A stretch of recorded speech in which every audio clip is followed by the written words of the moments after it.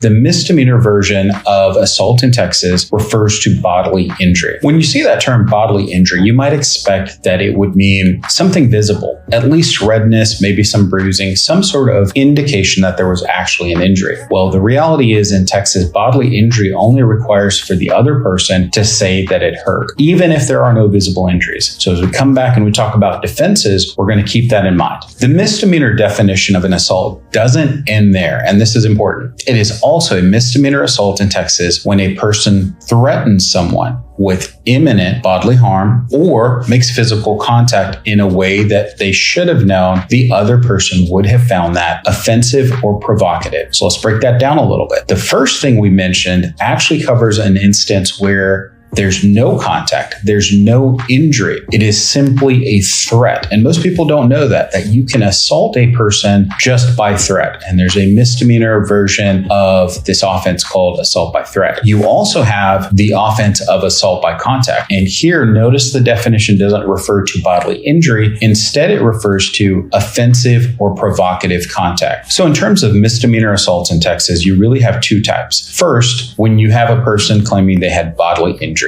That's a Class A misdemeanor. It's punishable by up to a year in county jail and up to a $4,000 fine. Then you have a lower level version of assault in Texas, and that's a Class C misdemeanor. So it's only punishable by a fine, not by jail time. And the threshold requirements are either the contact was offensive or provocative, we call that assault by contact, or the assault was by a threat. And here it specifically has to be a threat of imminent bodily injury.